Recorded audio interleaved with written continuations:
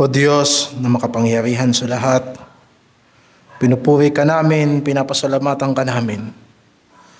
Humingi po kami sa iyo ng tulong na lahat po ng aming napakinggan at lahat ng inilagay mo sa aming isip, na aming naunawaan sa iyong salita at lahat ng inilagay mo sa aming puso na damdamin na kami ay sumunod sa iyo,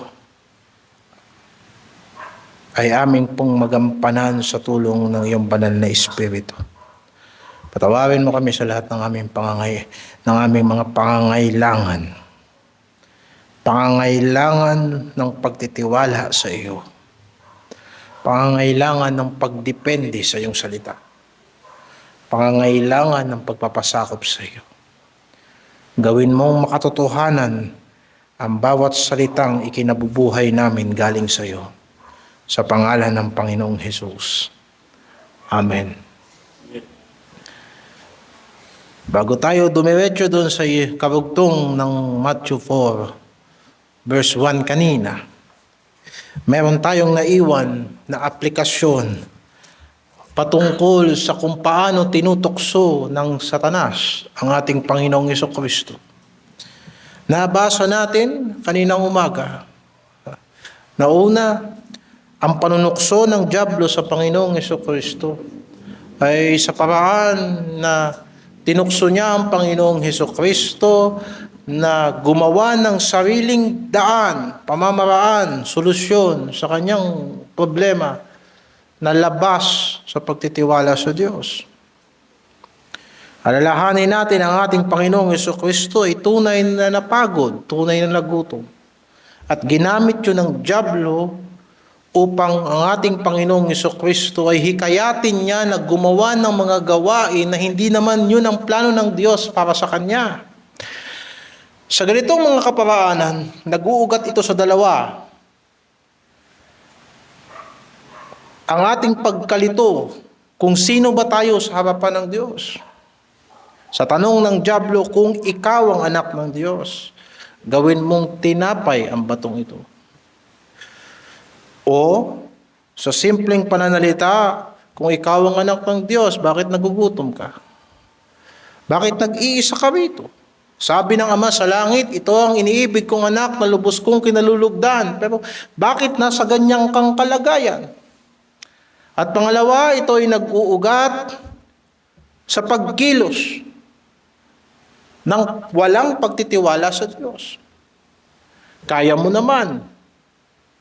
Marunong ka naman. Bakit naghihintay ka ng kalooban ng Diyos? At hindi namamalayan ng Kristiyano na siya pala'y tinutokso ng dyablo na siya ay mawala sa kalooban ng Diyos. Mawala sa landas na inilagay sa kanya ng Panginoon. Na yung itinayo sa kanya ng Panginoon, hindi niya nakikita, dahan-dahan niyang sinisira sa kawalan niya ng pagtitiwala. Kung nakasurvive tayo sa araw na ito dahil sa pananampalataya sa Panginoon, nabuo ang buhay natin dahil sa pagtitiwala sa Kanya, huwag nating sirain ang buhay na ginawa sa atin ng Diyos dahil lang sa hindi tayo makapagtiwala sa Kanya. Nating hayaan. At ang pangalawa, nakita natin na minsan ginagamit ng dyablo ang mga pangako ng Diyos upang ipilit natin sa Panginoon ang mga bagay na hindi niya talaga gustong mangyari sa atin. Pilit natin tinatakasan ang mga panawagan ng Diyos, ang mga role na ibinibigay sa atin ng Panginoon, at madalas anong gamit natin? Minsan talata din. Kung kaya't bawat talata ay dapat tignan natin ayon sa konteksto. Naghahanap tayo palagi ng mga pangako ng Diyos sa Biblia na hindi tayo naghahanap ng instruction galing sa Diyos. Huwag natin kakalimutan yung sinabi sa Hebreo na kailangan ninyo ng pasensya sapagkat pagkatapos ninyong magawa ang kalooban ng Diyos, inyong tatanggapin ang pangako. Sa madaling salita, bawat pangako ng Diyos ay may kaakibat na kalooban ng Diyos. Ngayon, kung maghahanap tayo sa Biblia tuwing umaga ng mga salitang magpapagaan ng loob natin, magpapapanatag ng ating puso at magpapapanatag ng ating isip. Mga inspiring na talata sa Biblia na hindi natin hahanapin kung ano ba ang kalooban ng Diyos,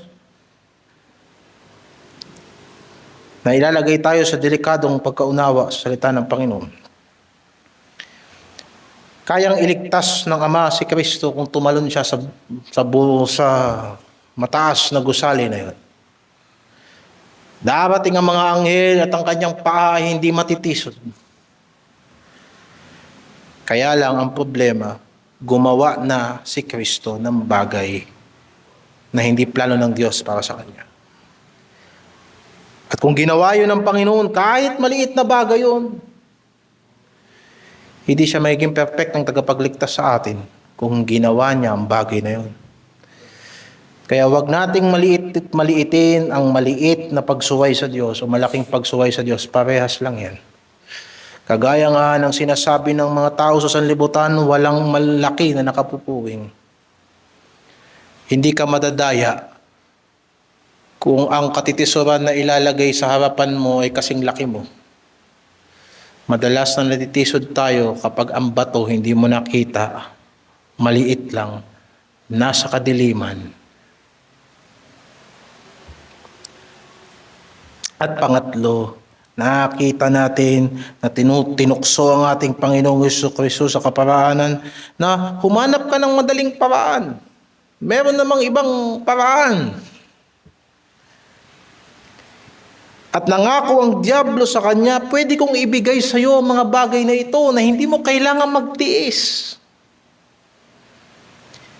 Hindi mo naman kailangan na letra por letra, sundin mo ang kalooban ng Diyos. Ang kailangan mong gawin, sumunod ka sa akin, sumamba ka sa akin, sabi ni Satanas. Baka naman, masobrahan na tayo ng pagiging spiritual niyan kapag ka lahat ng talata, sinunod natin ng straight na straight. Sino nagsabi niyan? Ang diablo. Minsan, mga Baptist na pastor.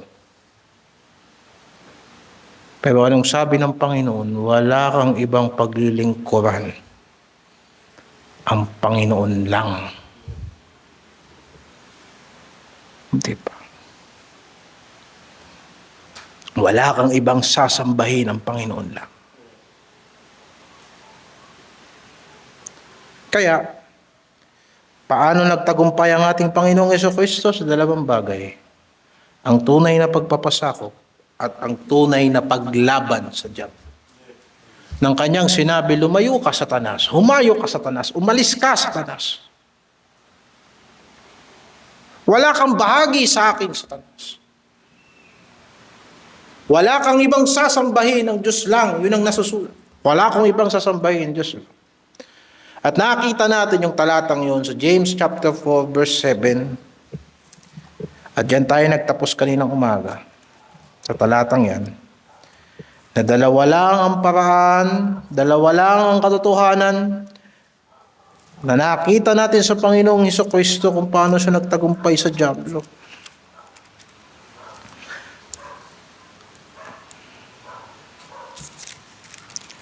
At ganito ang mababasa natin.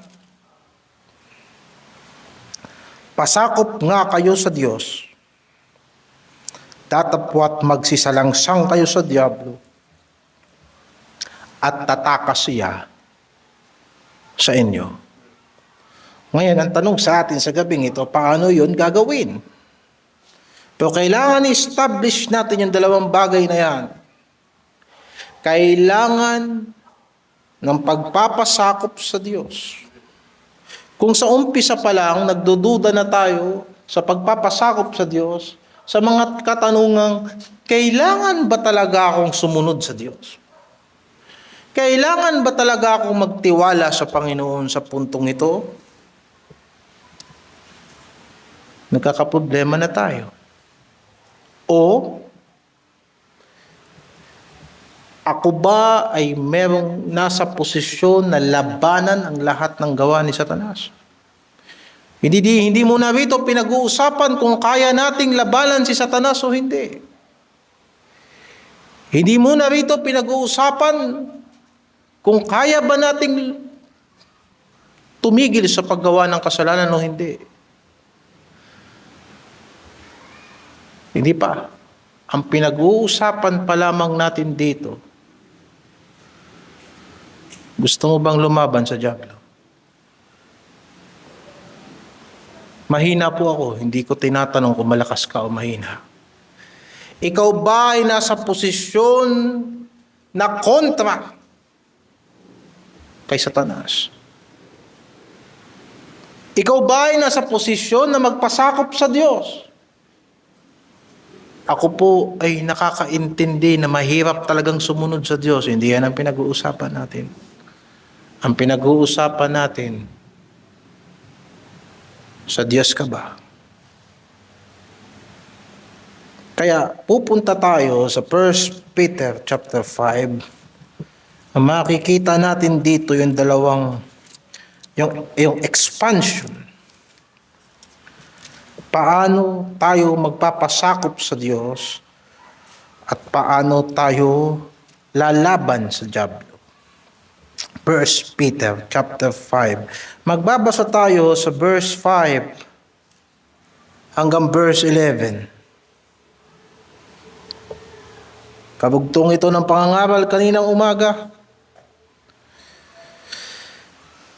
Gayon din naman, kayong mga kabataan ay magsisuko sa matatanda.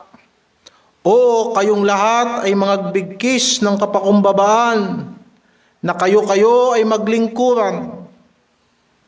Sabagat ang Diyos ay sumasalangsang sa mga palalo, datapwat nagbibigay ng biyaya sa mga mapagpakumbaba. Kaya't kayo'y magpakababa sa ilalim ng makapangyarihang kamay ng Diyos, upang kayo'y kanyang itaas sa kapanahunan, na inyong ilagak sa kanya ang lahat ng inyong kabalisahan, sapagkat kayo'y ipinagmamalasakit niya. Kayo'y maging mapagpigil, kayo'y maging mapagpuyat o maging mapagbantay. Ang inyong kalaban na dyablo na gaya ng leyong umuungal ay gumagala at humahanap ng masisila niya, na siyang labanan ninyong matatag sa inyong pananampalataya. That's the second point. Inyong labanan si Satanas. Yung unang puntos nandoon sa verse 6, kayo'y magpakababa sa ilalim na makapangyarihang kamay ng Diyos. Yung pangalawang puntos nandoon sa verse 9, siya'y labanan ninyong matatag sa inyong pananampalataya. Yamang ang inyong nalalaman na ang gayong hirap ay nagaganap sa inyong mga kapatid na nangasa sa sanlibutan. At ang Diyos ng buong biyaya na nasa inyo'y tumawag sa kanyang walang hanggang kaluwalhatian kay Kristo, pagkatapos na kayo'y makapagbatang sandaling panahon, ay siya rin na magpapasakdal, magpapatibay at magpapalakas sa inyo. Sumakanya nawa ang paghahari magpakailanman. Amen.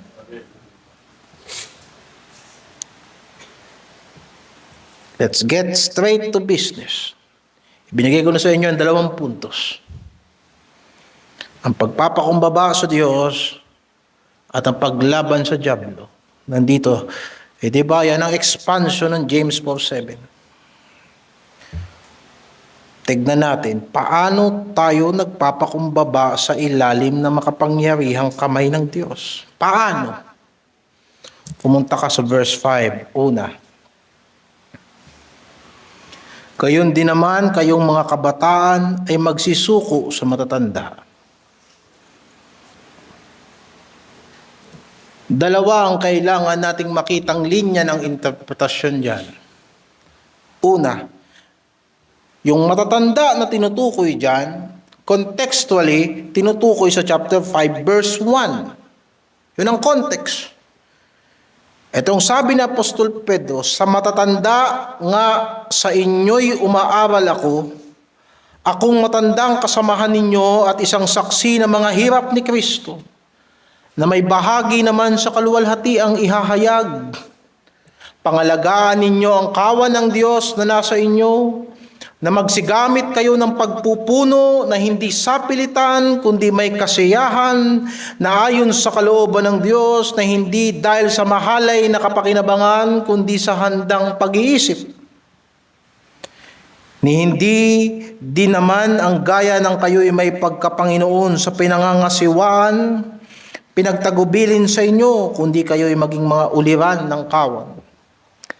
At pagkahayag ng Pangulong Pastor ay magsitanggap kayo ng di nasisirang putong ng kaluwalhatian. Sa unang talata, verses 1 to verse 4, ang tinutukoy na matatanda dyan ni Apostol na Pedro ay yung mga pinuno ng iglesia. Yung mga matatanda dyan ay yung tinutukoy na may pagpupuno sa iglesia. Kung kaya dapat kung sila ay magpupuno, mangunguna sa iglesia, hindi pwedeng napipilitan ka sa iyong pangunguna sa iglesia. Hindi pwedeng mahalay ang ating pakinabang sa iglesia. Lalo na nagkakaroon tayo ng mga programa sa iglesia, hindi pwedeng hindi maliwanag ang ating mga pagpaplano. Kailangan natin, mga kapatid, ng transparency. Sa madaling salita, kung ayaw mong tinatanong ka, mag-notebook ka. As simple as that. Kung ayaw natin naghahanapan tayo ng pera, dapat lagi nating tinitignan ang ating mga records. As simple as that.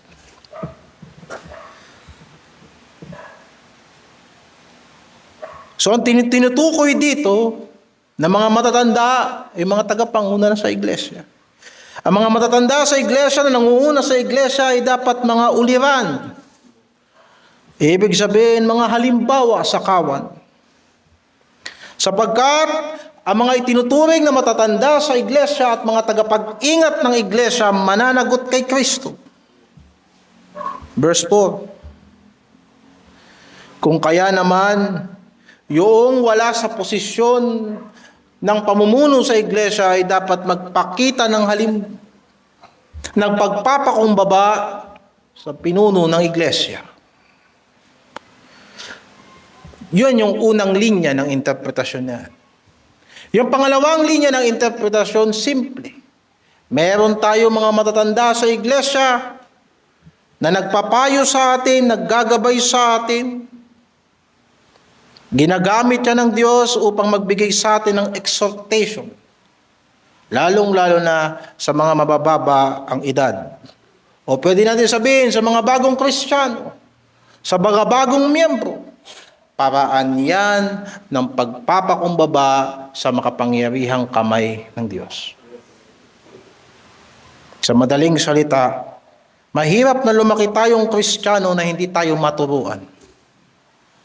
Hindi ba yan ang delikado sa matatandang miyembro na matitigas ang ulo, hindi mo na maturuan? Siguro nung kabataan nila, hindi sila tinuruan na magpasakop sa makapangyarihang kamay ng Diyos. Hindi mabuti. Pero hindi lang ito nagtuturo sa atin ng seniority, sapagkat yung pangalawang linya, sinasabi diyang, lahat kayo ay mga bigkis ng kapakumbabaan. Pati yung mga pastor, pati yung mga pinuno ay dapat hindi siya maging Panginoon sa iglesia, magpakita rin dapat ng pagpapasakop ang mga pastor sa iglesia. Ang mga matatanda sa iglesia dapat magpakita rin ng pagpapasakop sa iglesia. Sapagkat sinabi niya rito sa verse 5, kayong lahat. Kaya sa pagpapakumbaba sa iglesia, hindi natin pinag-uusapan dito bagong miyembro ka, matagal na miyembro ka, matandang Kristiyano ka, bagong Kristiyano ka. Pastor o hindi, layman, o ano pang tawag dyan, bishop, etc. Lahat tayong lahat ay dapat mag-isip ng pagpapakumbaba sa isa't isa. Hindi pwedeng kapag halimbawa, hindi ikaw mangunguna, hindi ka magpaparticipate. Sapagkat sa isang ministeryo, maaaring hindi ikaw ang mangunguna sapagkat may mangunguna dyan. Pero sa mga ministeryo naman na matatagpuan mo sa Diyos na ikaw naman ang mangunguna, yung nanguna sa iyo minsan, magpapasakop din sa iyo. Ganyan ang iglesia ng Panginoon. At pamamaraan pala yan ng Diyos para humubog sa atin ng pagpapakumbaba. Tinuturuan tayo ng humility higit sa lahat sa pagdidisciple sa atin. Yung sinundan mo sa pananampalataya, yun ang nagturo sa'yo ng pagtitiwala sa salita ng Diyos. Kaya mapalad ang mga tao na natuto ng pagpapakumbaba sa harapan ng Diyos. Sinong unang sasanay sa'yo ng pagtutuwid? Yung nag-disciple sa'yo. Sinong magsasanay sa'yo ng umami ng pagkakamali? Yung nag-disciple sa'yo. Kaya kung malas-malas mo, yung nag-disciple sa'yo, hindi marunong manghingi ng tawad, edi ganyan ka din. See? Kaya't napaka-importante ngayon yan sa iglesia. Akala mo ba matututo tayo ng pagpapakumbaba sa harapan ng Diyos, kababasa lang ng Biblia? Merong mangunguna sa'yo. May sasaway sa'yo. May magpapakita ng halimbawa sa'yo, may magiging matanda sa buhay mo. May magtuturo sa iyo ng salita ng Diyos. At doon mo malalaman na ang pagpasok pala sa kaharian ng Diyos ay parang kagaya ng pagiging maliit na bata. Kaya pala lahat ng pumapasok sa kaharian ng Diyos ay kagaya, dapat tumulad sa maliliit na bata. Magpakumbaba sa harapan ng Diyos. At naipapakita yan kung paano tayo nakikisama sa isa't isa. Kaya nga kung tayo yung nagtutuwid, dapat tumutuwid tayo ayon sa pag-ibig. At kung tayo naman ay tinutuwid, ay dapat pahalagahan natin na hindi masisira ang ating pakikisama sa isa't isa. Normal lang tayo magsawayan tayo rito. Pero hindi normal kung halimbawa na kino-compromise natin yung kapayapaan ng pagsasama-sama natin dahil lang sa hindi natin nagtuwid tayo ng mali o di kaya hindi tayo nagpatuwid. Bakit kailangan tayong magpakumbaba sa isa't isa? Saan dapat tayo natatakot? Saan dapat tayo rumirespeto? Tuloy natin ang basa. Sapagkat ang Diyos ay sumasalangsang sa mga palalo. Alam mo yung salitang sumasalansang, nilalabanan ng Diyos. Ang mga kabataan na hindi nagpapasakop sa matatanda sa iglesia, nilalabanan ng Diyos. Ang mga Kristiyano na ayaw magpadisipulo, nilalabanan ng Diyos. Ang mga Kristiyano na ayaw matuto, mga Kristiyano na ayaw magpagabay, mga Kristiyano na ayaw magpasakop sa disiplina ng iglesia, sinasalangsang ng Diyos. Kaya pag nagtanong ka na halos lahat ng ginagawa mo parang kinukontra ng Diyos, magtanong ka, nagpapakumbaba ka ba talaga? Isang talata, verse 5, nandyan lahat. Datapwat nagbibigay ng biyaya sa mga mapagpakumbaba.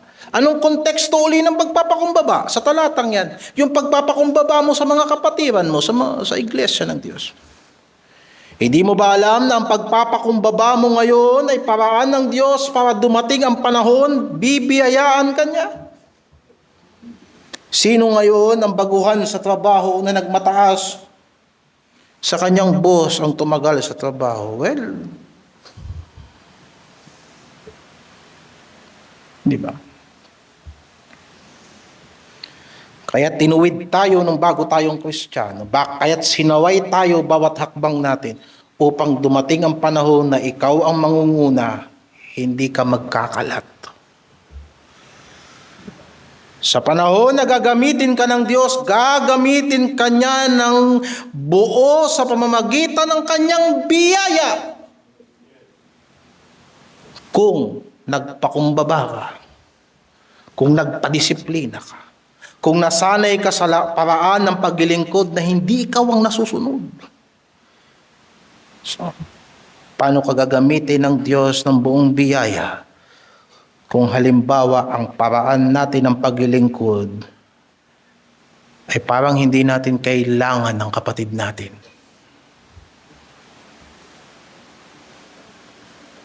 Napakaganda ng talatang ito. Walang tumitibay na Kristiyano na solo flight sa loob ng iglesia.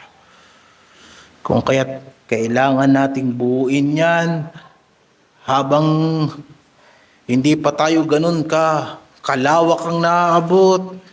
Huwag nating hahayaan ang mga maliliit na mga problema natin lumalala na hindi natin inaayos. Dahil darating ang panahon, magkakaroon tayo ng problema na mas mabigat sa mga problema natin ngayon.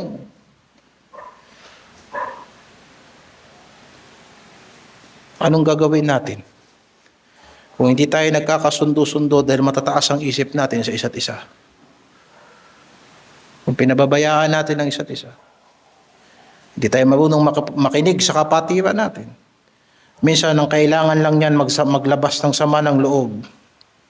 Kailangan mo lang pakinggan yan. Kapag maayos na yan, tsaka mo ituwid. Kailangan natin magpakumbaba, kagaya ng pagpapakumbaba ni Kristo. At yan ay paraan ng pagpapasakop sa makapangyarihang kamay ng Diyos. Di ba?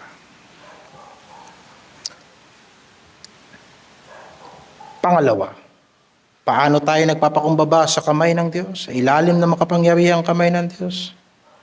Pangalawa, nagtitiwala tayo sa sariling panahon ng Diyos. Nandun sa verse 6. Kaya tayo'y magpakababa sa ilalim ng makapangyarihang kamay ng Diyos upang kayo'y kanyang itaas sa kapanahunan. Sa palagay ko dapat hindi na natin ipaliwanag ng pagkahaba-haba yan sapagkat sa katotohanan lang walang nakakaalam talaga ng kapanahunan natin. Siya yung nagsabi sa iyo na bukas buhay ka pa. Bakit di tayo magtiwala sa Diyos? Hindi mo na maalam, bukas buhay ka pa. Hindi natin alam ang kapanahunan natin. Pero kung loloobin ng Diyos, bukas buhay tayo sapagkat may layunin siya sa buhay natin. Parte ng pagpapakababa sa harapan ng Diyos na hindi natin pinangungunahan ng Panginoon.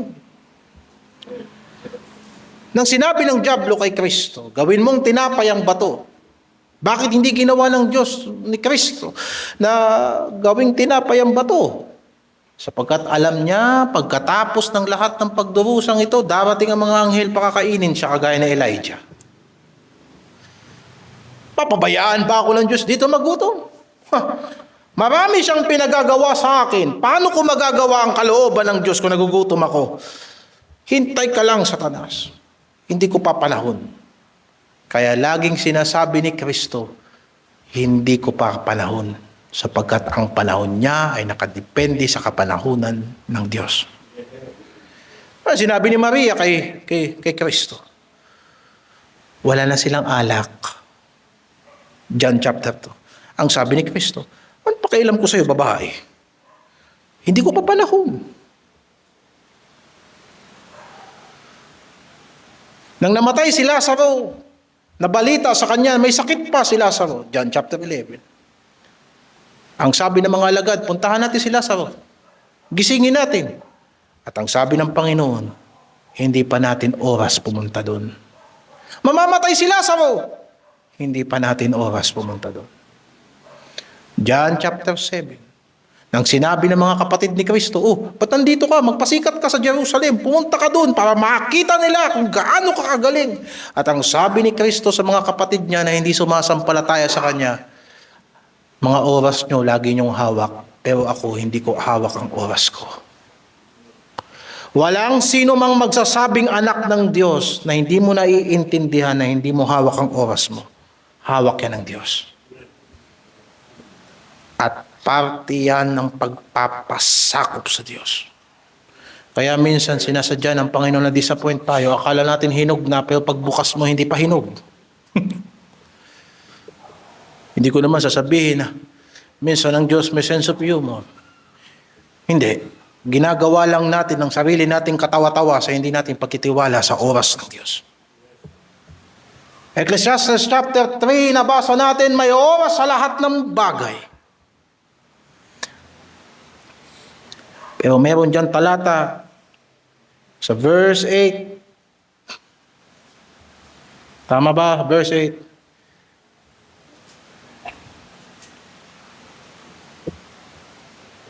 Ecclesiastes chapter 3 verse 8, yun ba yung talatang nakasulat that He hath made all things beautiful in His time?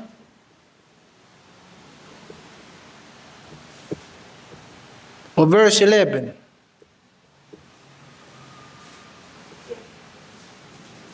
verse 11, God made all things beautiful in His time. Gusto mo maganda? Gusto mo maayos? Gusto mo eksakto? Gusto mo walang singaw na plano? Magplano ka ayon sa panahon ng Diyos. Sapagkat ginagawa ng Diyos ang lahat ng bagay na maganda sa kanyang sariling kapanahunan. Pag diniretso mo pa yan sa verse 14, at ako nalalaman ko na lahat ng ginagawa ng Diyos ay mananatili magpakailanman. Wala kang kailangang idagdag dyan, wala kang kailangang ibawas dyan, at ginagawa ng Diyos para matuto tayong matakot sa Kanya. Diba? Kaya pahinugin natin yan sa kalooban ng Diyos. May ginagawa ang Diyos sa buhay natin at magtiwala tayo sa Kanyang kapanahunan. Anong gagawin namin? Anong gagawin namin habang naghihintay sa kapanahunan ng Diyos? Sikapin mong lumago, sikapin mong matuto. Sikapin mong maging dalisay ang mga skills na meron tayo. Dahil darating ang panahon para sa iyo. Darating ang break mo na galing sa Diyos. At pag dumating yon, handa ka na. Sapagkat natuto ka magpakumbaba. Natuto ka magpaturo. Natuto ka magpadisiplina. Hindi tayo nangangarap lang. Nag-iisip tayo ng magagandang idea, pero karaniwan ng mga plano nating hindi natutupad sapagkat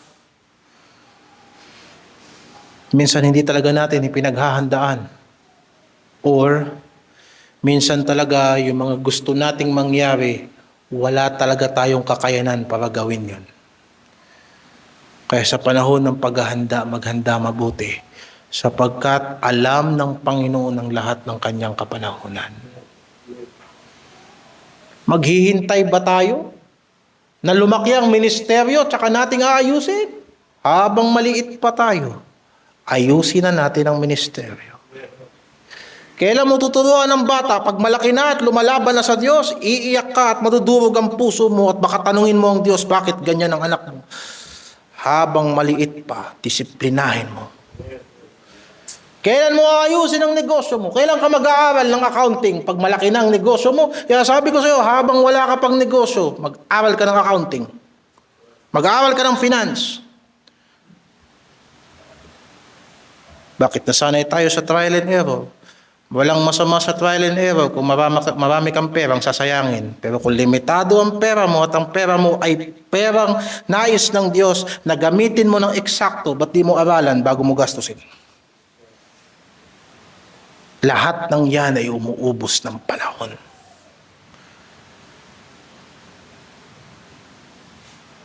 Lahat ng yan ay nangangailangan ng oras.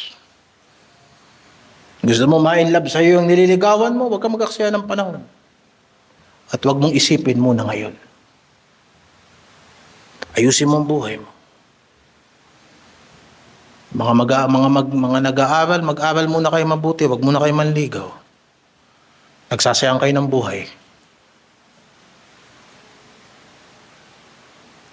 Panahon to ng pagkatuto.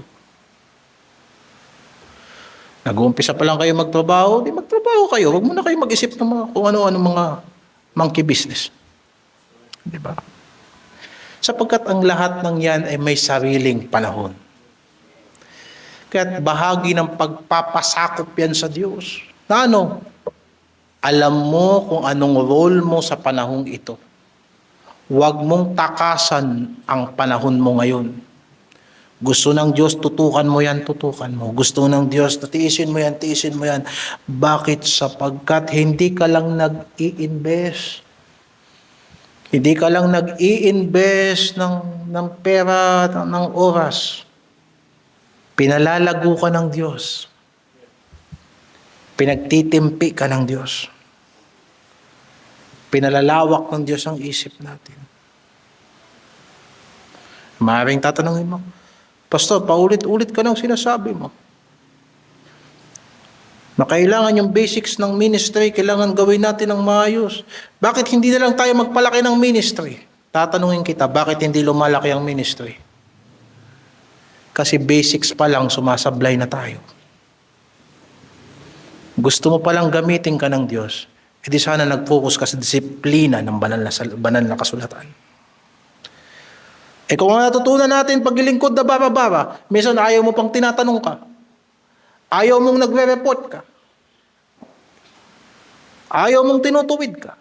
Darating ang panahon na dapat sana ginagamit ka ng Diyos, hindi ka gagamitin ng Diyos. Sapagkat ng panahon na dapat natuto ka magpakumbaba, hindi ka nagpakumbaba. Ang pagpapakumbaba sa kamay ng Diyos ay pagtitiwala sa kanyang sariling kapanahon. Ba't akala nyo ba gusto ng Diyos na hindi tayo lalago? Gusto ng Diyos na lumago tayo. Tignan nyo yung mga talento na meron tayo rito. Hindi nyo ba naisip? Inisip nyo ba na binigay sa atin yan ng Diyos para ganyan lang? No, lalago yan. Tumingin tayo sa mga anak natin.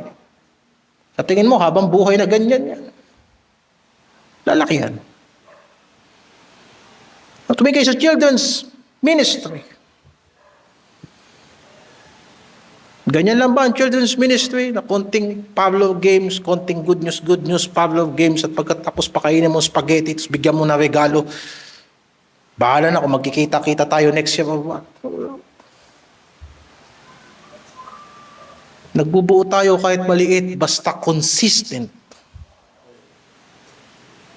Consistent.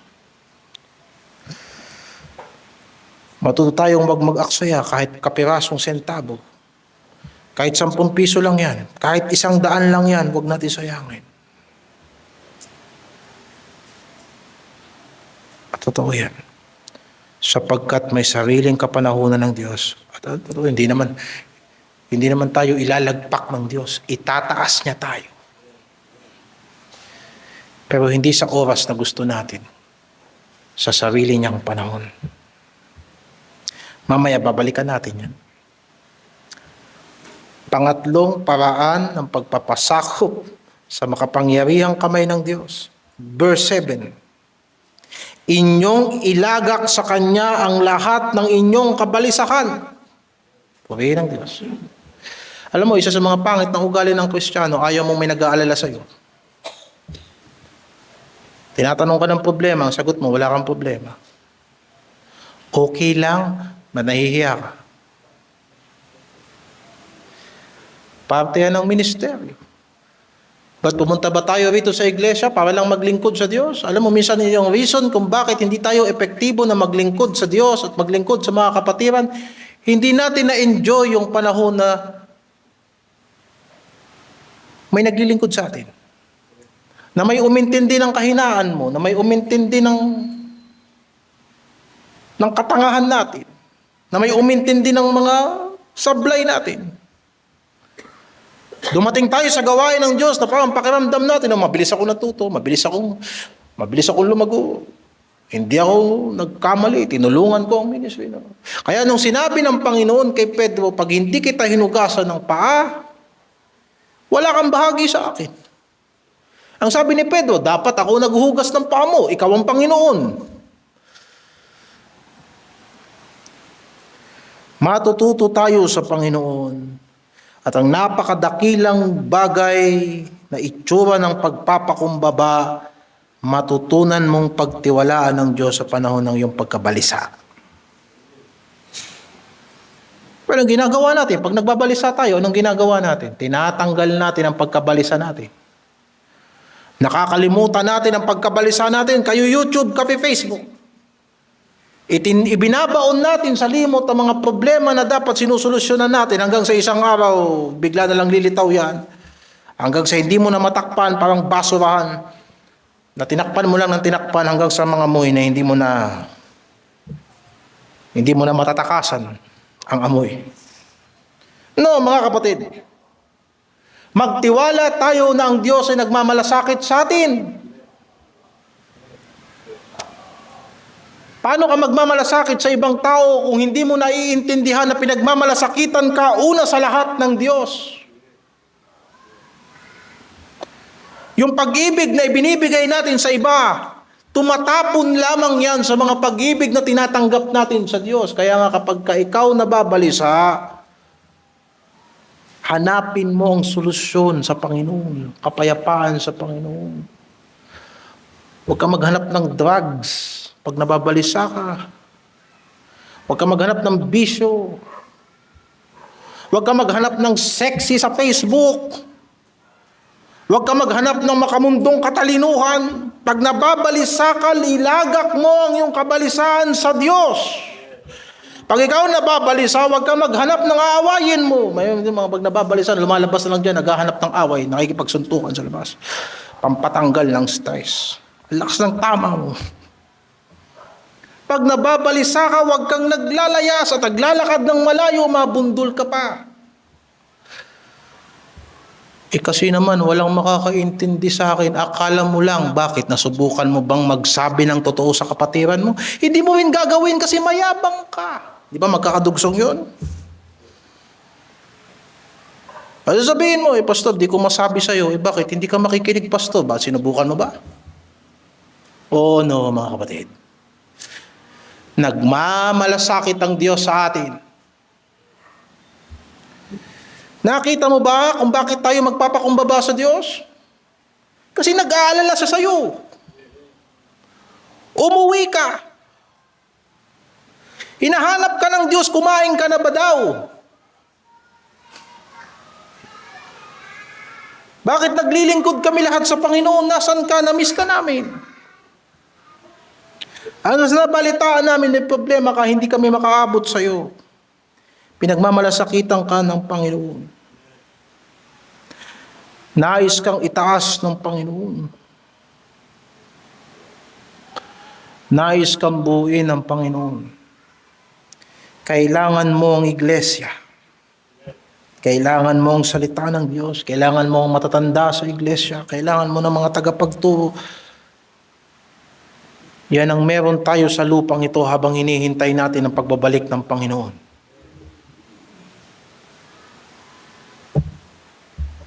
O sabihin na ako talaga nagpapakumbaba ako sa Diyos. O kaya pala siga ka sa iglesia.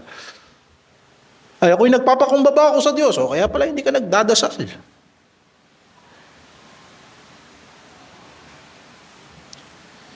At kapag pinagmamalasakitan tayo ng Diyos, siguradong may aayusin ng Diyos sa atin. Kaya, huwag tayong mas marunong pa sa Panginoon. Naalala ko pag nakakita ako ng pulubi sa daan. Natanong ko, nasaan ang magulang mo? Siyempre, paborito nilang script. Wala na po. Gusto mo mag-aral? Ayoko po. O ganito na lang. Sasama kita sa simbahan, wala ka namang magulang. Maliligo ka dun, kakain ka dun, mag-aaral ka. Ayoko po, 5 piso na lang.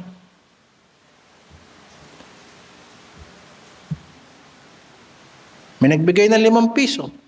Limot ka na noon. Hindi niya nakita yung halaga ng offer mo sa kanya. But gusto niyang pagmalasakitan mo siya sa paraan na gusto niya. Hindi mo na-gets, kawawa naman yung batang pulubi. Hindi mo ba na-gets? Naku, nagtiwala ka lang sana. Hindi mo na kailangan mamalimos araw-araw para kumain. Ngayon, kung tayong mga tao, ganyan tayo nag-iisip. Ilagay natin yan sa Panginoon. Kung naintindihan mo lang sana ang pagmamalasakit ng Diyos, kahit alisin ka niya sa pwesto na gustong-gusto mo, mapapabuti ka. Ayaw mong pinagmamalasakitan ka ng Diyos. Bakit? Gusto mo worldly ka lang. Ayaw mong pagmamalasakitan ka ng Diyos. Bakit? Alam mo na makikialam siya sa buhay mo at gusto mong matigas lang ang ulo mo. Paano mo ngayon ilalagak ang kabalisahan mo kay Kristo? Bakit ayaw nung bata sumama? Kahit mag-aaral siya, kahit ano niya, di ba? Kahit magpakita ka pa ng ID, naku, pag nakasuot ka pa ng DSWD, palapit ka pa lang, tumatakbo na yun.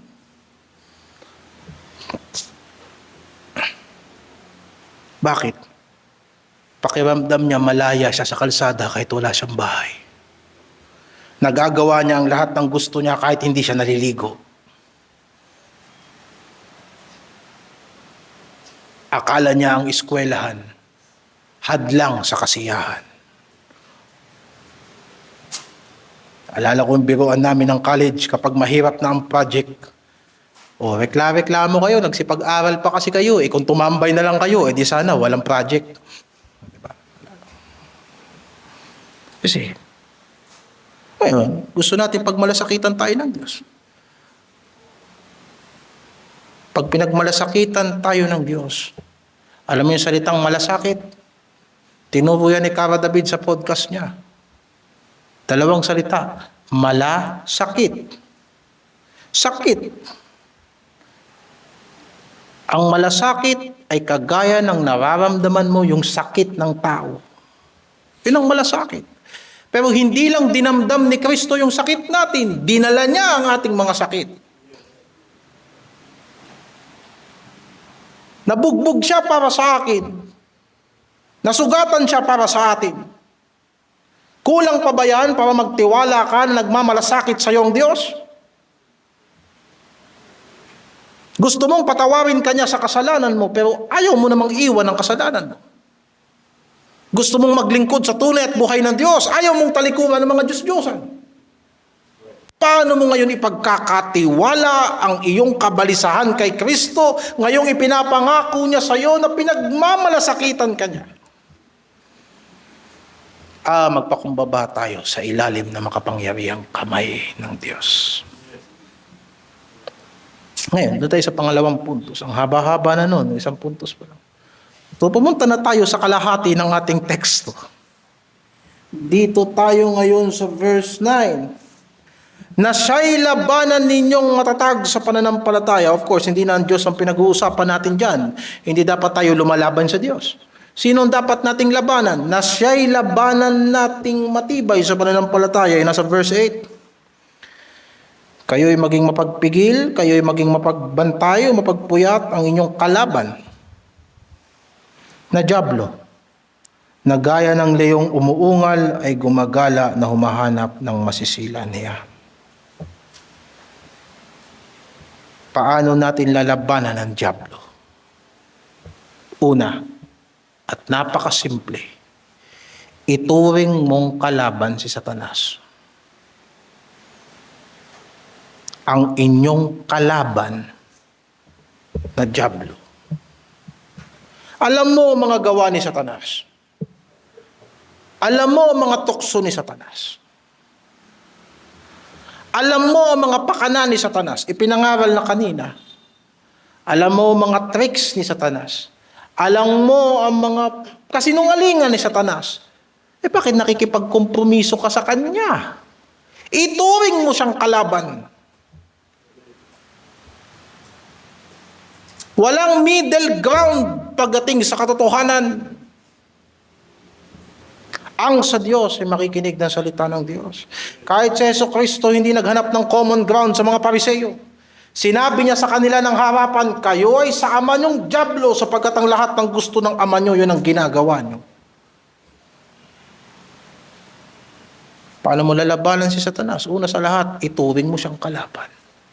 Hindi ba sa theoretical na kalaban? Pag si Satanas ang pinag-usapan, wala yang sasabihing totoo sa'yo. Kapag unsaved ang usapan, huwag kang magtitiwala. Ganun lang kasimple. Makisama pero wag hayaan ang puso mahulog sa kanilang mga pamumuhay at kanilang sistema. Bakit?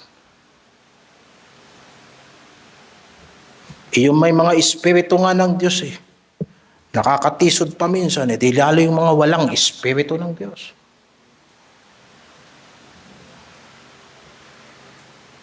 Saan ka naman nakakita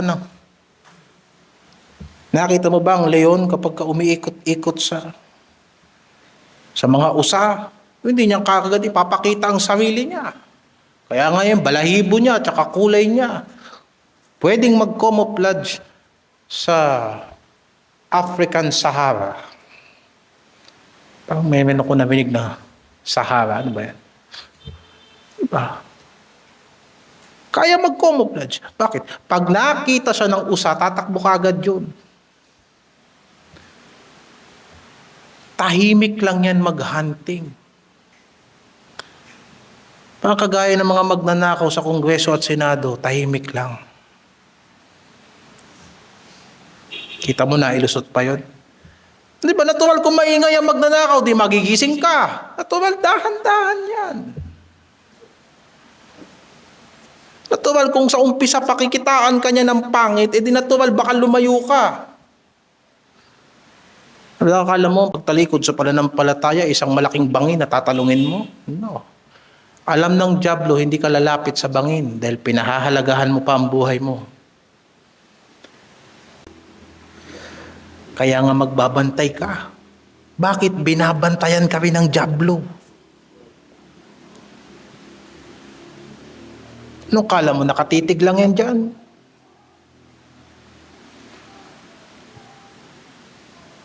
Puti pa yung dyablo, nagdadasal eh. Nakita mo yung dyablo, binasa natin sa Job, nang hingi ng permiso sa Diyos. Sabi ni Satanas sa Diyos, kaya mo lang naman yan. Kaya lang naman yan matapat sa'yo, pinagpapala mo. Payagan mo, oh. Saktan ko yan. Kita mo. Buti pa yung dyablo, marunong magpasakop sa Diyos eh. Kristiyano ka na tuwingan, di ka nagpapasakop sa Diyos. Di ba? Yung dyablo, bago gumalaw, nagpaalam eh. Nagtimbang-timbang muna. Buti pa yung dyablo, takot sa Diyos eh. Kita mo? Kaya bagbantay ka sapagkat binabantayan ka rin niya. Alam niya na hindi ka nananalangin bago ka matulog, bago ka gumising, kaya huwag ka na magtaka kung bakit dinadaluhong ka niya sa isang mag-araw, isang maghapon. Bakit binabantayan ka niya?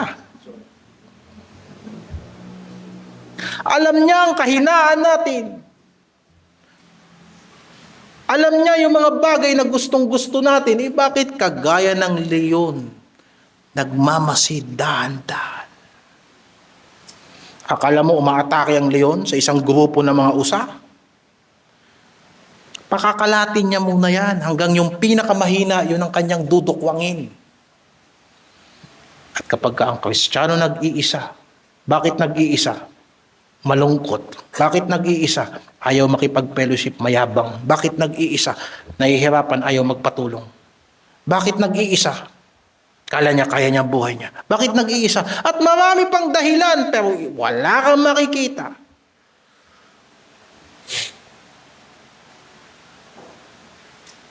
Wala kang makikita na nagpe-fellowship tungkol kay Kristo, na dudukwangin ni Satanas habang nagpe-fellowship tayo. Pag naghiwa-hiwalay tayo, nandun na yun, nakabantay sa pinto. Pag binuksan mo na yung Facebook mo, pag nakabantay na yun na ikaw lang ang nakatingin, na wala kahit ano, naku, kaya buti sa bayan, signal mahina. Talagang 3 bar lang, naku, pambira. Kasi pag magsisiyar ka na lang, dala mo pa cellphone mo. Kung ang signal mo malakas, ay naku talaga.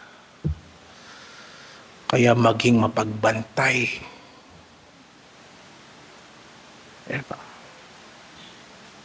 Dahil hindi mo pwedeng pagtiwalaan ng mga lalang ng dyablo. Hindi. Ilalayo ka niyan sa Panginoon. Nanakawan ka niya ng kasiyahan. Ang daming moments ng buhay natin na dapat bumubuo tayo ng masayang fellowship sa isa't isa. Bakit nawawala? Pinaiisa natin ng dyablo. Bawat problema na dumarating sa buhay natin, sana project yan para pagtulungan natin, para umahon tayong magkasama. Kawang kagaya sa iglesia.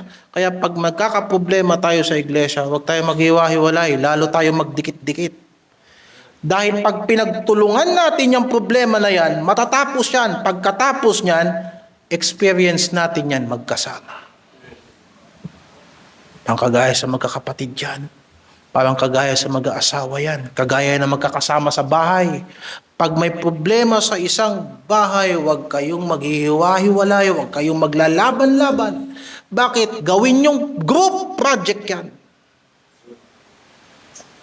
Dahil pag natapos yan, di may experience kayo. Ano ba experience natin dito? Ano bang experience natin? Gala, kain. Ang experience dito, yung mga problema na pinagtulungan nating matapos. Di kapag kumain tayo pagkatapos, di mas masaya. Kahit sardinas lang yan, pero nalagpasan natin ang hirap, masaya yan. Noong mga panahon na may problema, wala ka. Nagsosolo ka. Kaya mga kapatid, huwag nating hayaan ang dyablo makaisa. Bantayan natin ang isa't isa. Of course, labanan natin siya sa pananampalataya. Kaya napaka-importante ng pagpapasakop sa Diyos. Yung palang pagpapasakop sa Diyos kanina, yun ang pinakamakapangyarihan mong armas sa panahon ng tukso.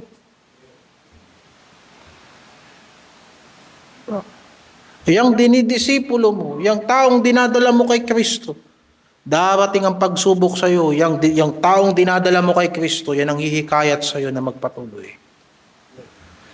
Yung ministeryo mo sa iglesia na hindi mo dapat pabayaan kahit mamatay ka, yan ang hihikayat sa iyo na kahit mahina ka, magpapatuloy ka. Ang tawag doon, pananampalataya. Naniniwala ka na dahil na ang pananampalataya makakapaglipat ng bundok papunta sa dagat, pero hindi ka naniniwala na kaya kang buhatin ng Diyos. Ano ba mas mabigat? Bundok o ikaw? Bundok po. Ba't di ka naniniwala na ikaw kaya kang buhatin ng Diyos? Pero umaasa ka na yung bundok lilipat sa dagat.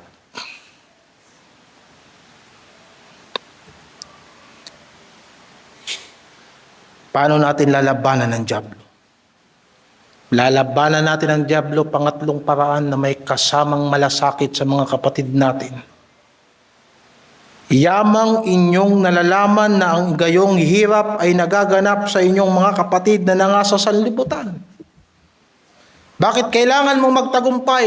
Kasi may bagong Kristiyano na nakatingin sa iyo. Bakit kailangan mong matuto? Sapagkat kailangan natin ng maraming tagapagturo sa iglesia.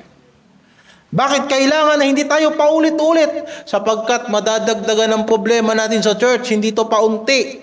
Habang natututo tayo, ini-equip lang tayo ng Diyos na para yung mga palpak natin dati, ituro natin sa iba. Kung paano tayo natuto sa Panginoon. Yun ang reason. Kung bakit sa iglesia tinanggal ng Panginoon yung mga talagang hindi ginagamit ng Diyos para mapagtuunan natin ang pagpapalakas.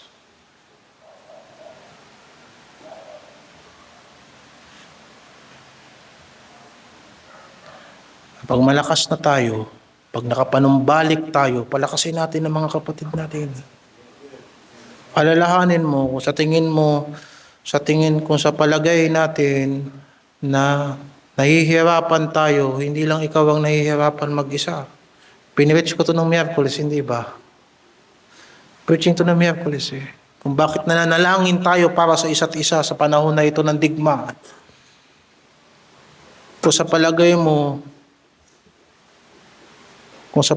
mo, may problema ka, baka nakakalimutan mo, pati kapatid mo may problema din. Kung tinutokso ka, pati ako tinutokso din. Kung aangal ka, di ba naisip, baka yung kapatid mo umaangal na din? Kung napapagod ka, ba't ikaw lang ba napapagod?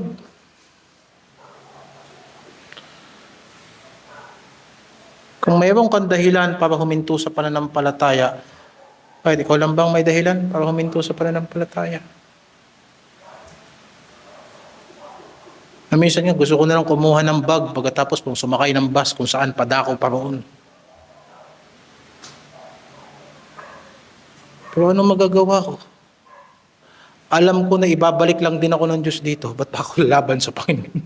Sayang ang pamasahe. Sayang ang pamasahe, sayang ang oras. Pagdating ko dun, magsisisi lang din ako. Hindi na ako alis. Baka sakali, ang pagpapatuloy ko sa pananampalataya makahikayat sa iba. Ikaw nga na meron ka ng pinagkukunan ng pera, kinakapos ka pa. Paano pa kaya yung pastor na ikabubuhay niya yung galing lang sa allowance ninyo? Umangal ako? Hindi. Kahit kailan, lagi kong sinasabi, ang biyaya ng Diyos sapat.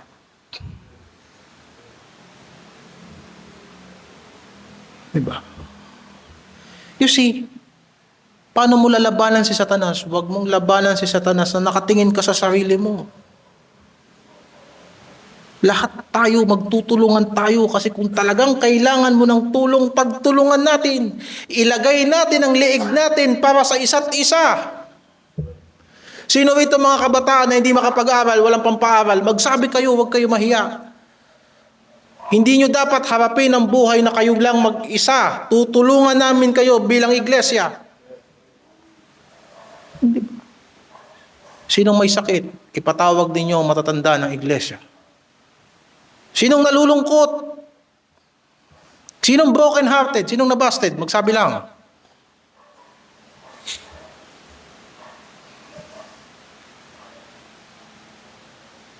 Sino nangangailangan ng kausap?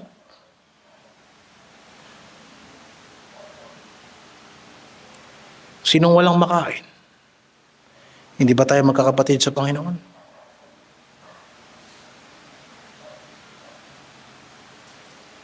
Diba? Kaya yung pinagdadaanan natin, magkakaparehas eh. Alam mo kung bakit? Para magtulungan tayo.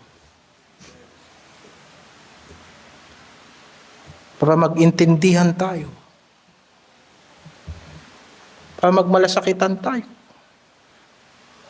Para matuto tayong makinig sa isa't isa.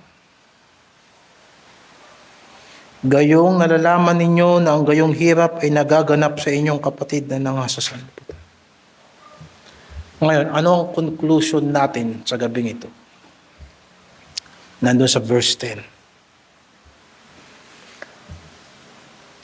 At ang Diyos ng buong biyaya na sa inyo'y tumawag sa kanyang walang hanggang kaluwalhatian kay Kristo.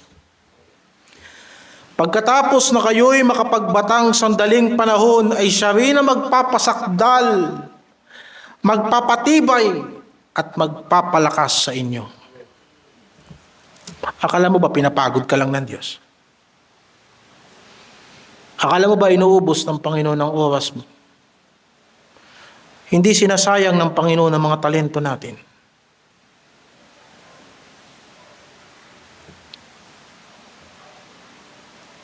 Ang ating Diyos ay Diyos ng buong biyaya. At ipinakita niya ang biyaya niya sa atin sapagkat hindi lang langit, hindi lang lupa ang ipinangako niya sa atin. Ipinangako niya sa atin ang kanyang kaluwalhatiang walang hanggan. Kaya habang nandito tayo sa lupa at naghihintay kay Kristo, huwag natin pababayaan ang isa't isa.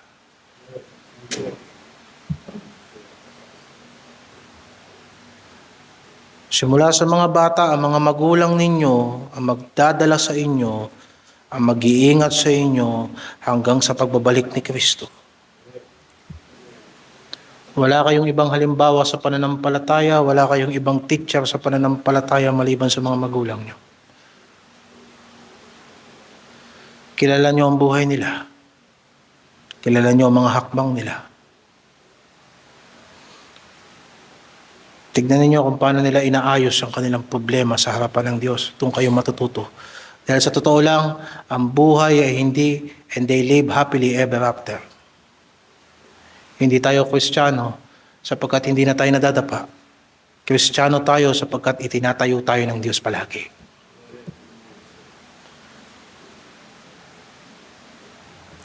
Ang mga asawang lalaki, mamuno ng maayos sa pamilya, sapagkat yan ang tungkulin natin hanggang bumalik si Kristo. Ang mga asawang babae, suportahan ang mga asawang lalaki hanggang sa bumalik si Kristo. Pagdating doon, wala na mag-aasawa. Dito lang yan sa lupang ito. Kaya't ingatan natin ang mga relasyon natin hanggang sa bumalik si Kristo.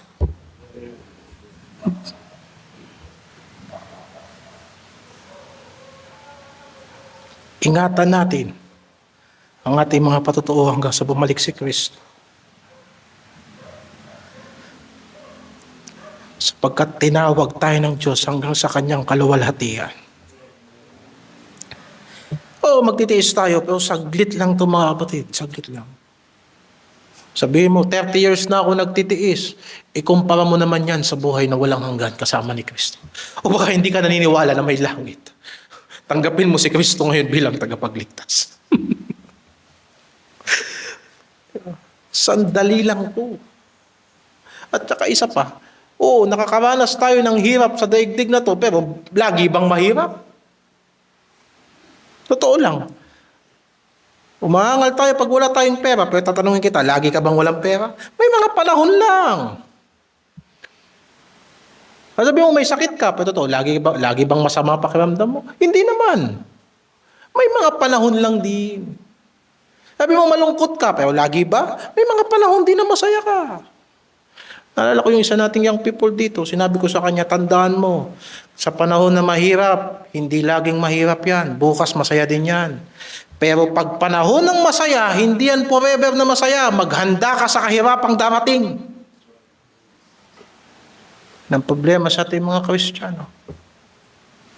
Mabilis tayo makalimot sa panahon ng mga pinagpapala tayo ng Diyos. Kung kahit pag dumarating ang kahirapan, hindi tayo handa.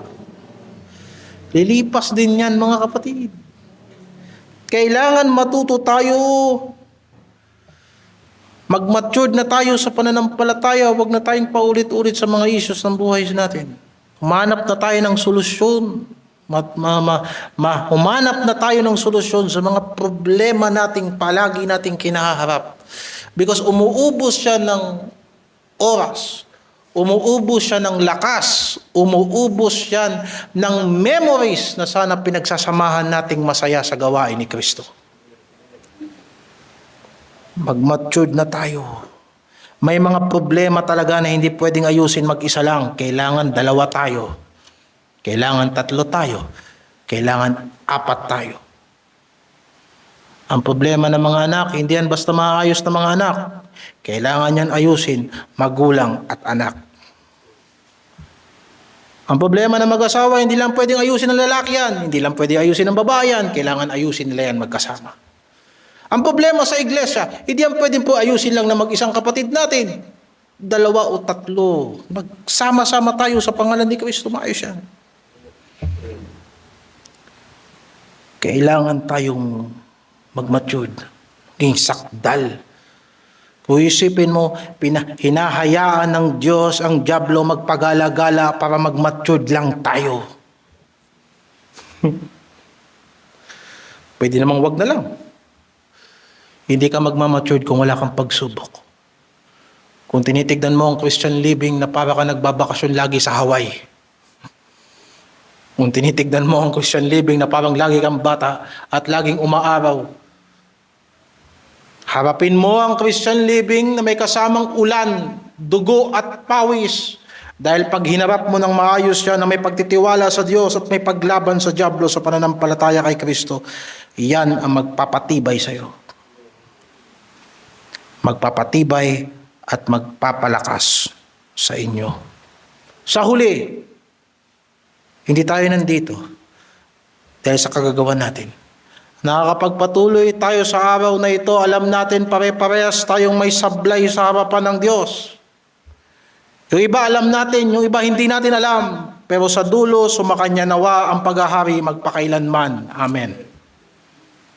Sa dulo, si Kristo ang hari sa buhay natin. At yan ako magtatapos sa gabi nito. Pagpalain kayo ng Panginoon. O Diyos, mahabag ka sa amin.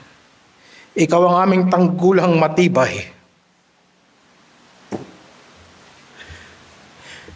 Lilipas lang lahat ng bagay pero ikaw mananatili. Hindi na importante kung ilang tama ang nagawa namin o ilang mali ang nagawa namin, gaano kalaki ang ambag namin sa iglesia o walang ambag kami sa iglesia. Humaharap kami sa iyo ngayon, Panginoon, na may pagpapakumbaba, na tanging pag-ibig mo lang ang dahilan kung bakit lumalapit kami sa iyo ngayon. Maawa ka sa amin. Tulungan mo kaming magpakumbaba sa iyong harapan. Tulungan mo kaming lumaban sa lahat ng gawa ng dyablo. Gamitin mo kami sa isa't isa. Gamitin mo kaming tagapagturo ng pagpapakumbaba. Gamitin mo rin kaming sandigan sa panahon ng pagtukso sa aming mga kapatid. Pinapanalangin namin maging ang mga kapatiran na hindi namin kasama ngayon. Umaaraw at umuulan, sumasagana kami at nangangailangan kami. Lahat ng ito'y ginagawa mo sa sarili mong layunin. Maghari ka sa buhay namin. Matupad ang iyong kalooban sa buhay namin. Lahat ng usapin nawa sa buhay namin, daanin namin sa pananalangin. Plano namin magnegosyo, manalangin kasama ng lahat ng mga involved. Plano namin magtayo ng ministry, lahat ng involved dapat manalangin. Bawat parte ng buhay namin, Panginoon, lahat ng aming pagkabalisa, ibinibigay namin sa iyo. Yung problema namin sa aming mga pamilya, yung pag-aalala namin sa mga pangangailangan namin sa araw-araw, yung mga utang na maniningil sa amin, yung mga sakit na iniinda namin, yung mga mahal namin sa buhay na inaalala namin, alam namin na ikaw ay mapagmalasakit na Diyos. Dinala mo ang aming mga karamdaman sa krus at ikaw ay namuling nabuhay at nag-aalala ka sa amin. Nais mo kaming tulungan. Tulungan mo kaming magtiwala sa iyo. Patawarin mo kami sa lahat ng aming mga pagkakasala. Nawa ay tinuwid mo ang aming mga isip sa gabing ito. Itinuwid mo ang aming mga paniniwala. Itinuwid mo ang aming pagtitiwala. Itinuwid mo ang aming mga pananaw. Tawagin mo ang mga tao na maging kabahagi ng iyong gawain. At sa mga bahagi ng gawain ito, ipagtibayin mo sa pangalan ng Panginoong Hesus. Amen.